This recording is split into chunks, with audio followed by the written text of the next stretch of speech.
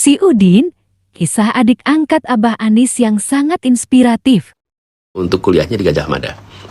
Jadi kuliahlah dia di Gajah Mada. Nah, ketika kuliah itulah mereka kesulitan biaya.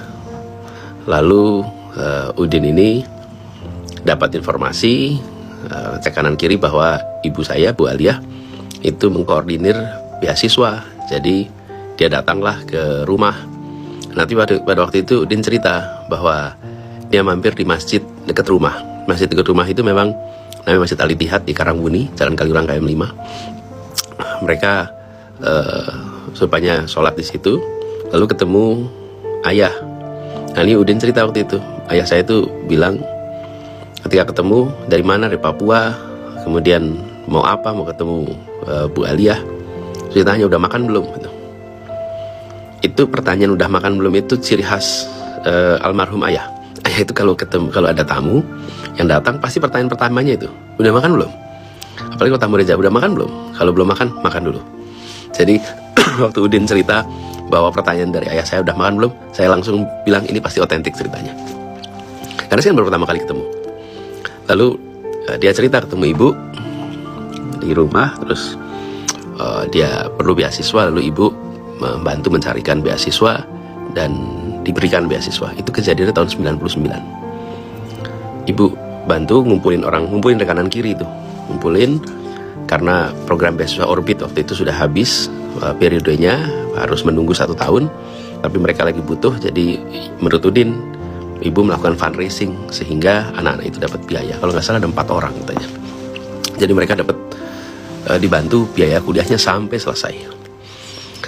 Nah, Udin kemudian pulang ke Sorong.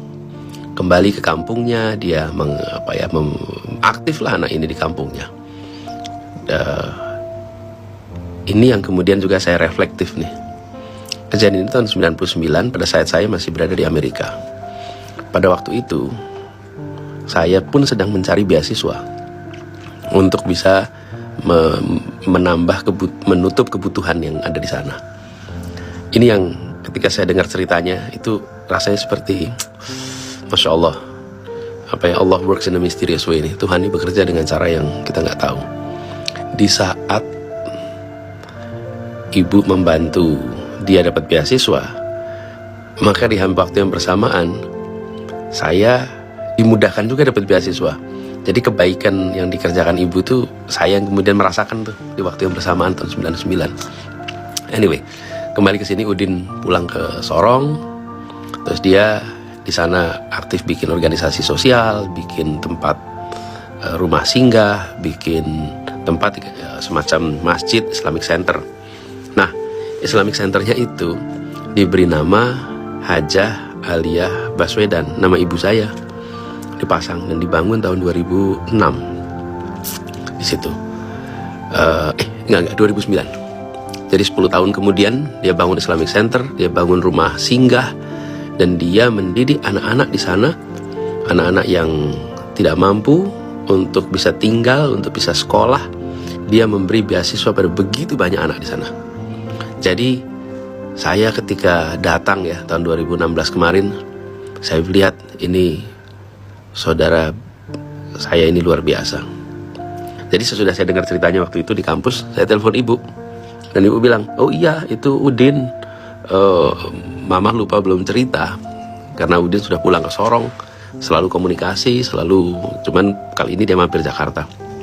Kejadian itu mungkin sekitar 2007-2008 waktu Udin mampir ke kantor saya di kampus. Nah, singkat cerita, dia bangun tempat itu pakai nama ibu. Kemudian kita malah nggak tahu, dan dia tidak pernah cerita bahwa dia menggunakan nama ibu. Kalau tanya dulu barangkali nggak diizinkan, karena ya kebiasaannya jangan pakai nama gitu, nama orang tua, nama orang tua sendiri. Kami jarang pakai nama sendiri untuk urusan apapun.